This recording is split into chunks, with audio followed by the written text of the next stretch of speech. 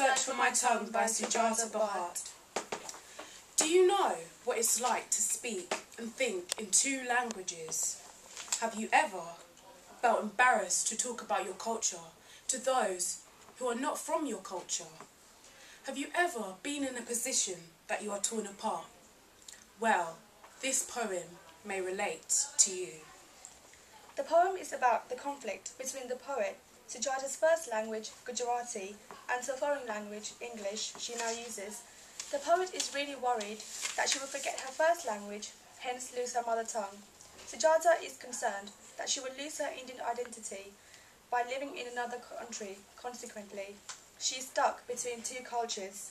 However, she was happy when she realizes that her mother tongue will always be a part of her. At the end of the poem, the two languages seem to be fighting each other. Gujarati ties the other tongue in knots. Sujata's mother tongue grew stronger and pushes the other tongue aside. And we're just going to read the poem to you. You ask me what I mean by saying I have lost my tongue. I ask you what you would do if you had two tongues in your mouth and lost the first one, the mother tongue, and could not really know the other, the foreign tongue. You cannot use them both together, even if you thought that way, and if you lived in a place you had to speak a foreign tongue, your mother tongue would rot and die in your mouth until you had to spit it out. I thought I spit it out. But overnight, while I dream, Mune hutu kai akib jeep akib pasha, mai thunki neki chai, parandu ratre swapnama mari pasha pachi ave chai, fulli jai mari pasha mari jeep, modama kile chai, fulli jai mari pasha mari jeep, modama pake chai. It grows back, a stump of a shoot, grows longer, grows moist, grows strong veins. It ties the other tongue in knots. The bud opens in my mouth. It pushes the other tongue aside. Every time I think I've forgotten, I think I've lost a mother tongue. It blossoms out of my mouth. Now, we're just going to explain to you what each stanza means, so this is an opportunity for you to take notes. Line 1 to 15 explains the problem that she has of being fluent in two languages. She uses the image of having two tongues in your mouth to explain what it is like. Lines 16 to 30 are describing the dreams that she has where her mother tongue appears to her. This is in the middle of the poem because it's at the centre of the conflict she is experiencing.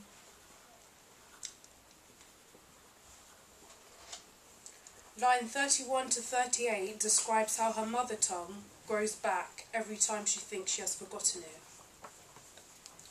It is stronger and pushes the other tongue aside.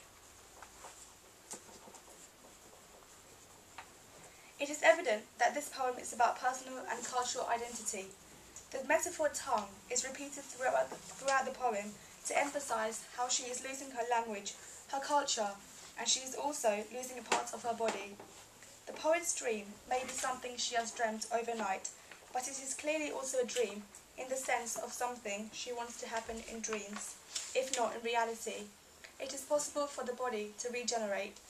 This is the reason why this poem's ending is so ambiguous. Perhaps it is only in her dream that the poet can find her mother tongue. To end the poem, there is a metaphor comparing the tongue to a plant called back to the stump, which grows and eventually buds, to become the flower which blossoms out of the poet's mouth. So the flower is a metaphor for the tongue. Now, the first words that came to our mind after reading the poem were, if you like to take this down, cultural clash, Gujarati versus English, language conflict, identity loss, anxiety, mother tongue, confusion, and worry.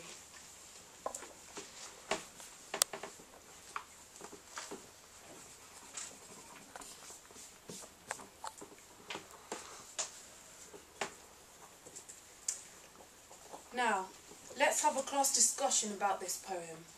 I'm going to ask a few questions and I would like you to contribute your ideas. So, after reading through this poem, in what tone of voice do you think the poem should be read? Davina?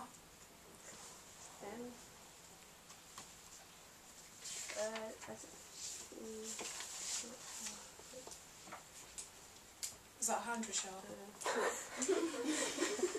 Confused. Like she doesn't know what she's doing. Yeah, she could be. Anyone else? What tone might the poem be read in? Go on, Zoe. Quite upset voice. Yeah, it says, she could be. It could be read in a mournful way because she feels that she has lost her mother tongue. Anyone else? Okay, Alice. Maybe worried. Yeah, could be. Megan, was that a hand? Okay. Right. Anyway, the other options are it could be read angrily because she's forced to use her foreign tongue, but she does not really want to. Or it could be triumphantly to show that she regains her beautiful mother tongue at night in her dreams. So if you'd like to take those down.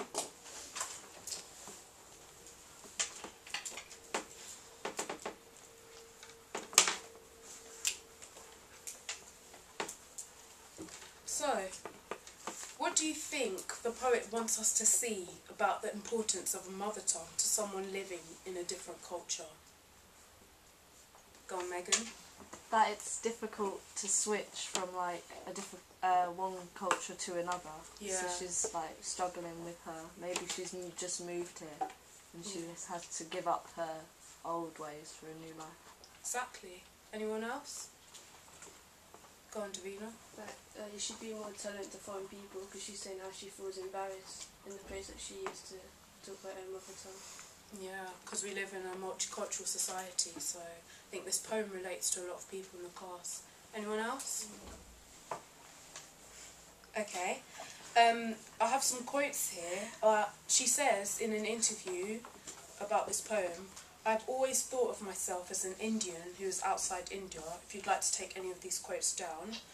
"Her mother tongue is an important link to her family and to her childhood."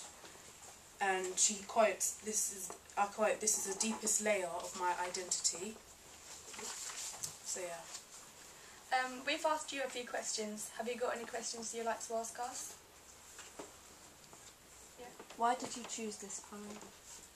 Because we're both from different backgrounds, so I thought it would be good to choose a poem that kind of reflects our identity, and we're questioning ourselves.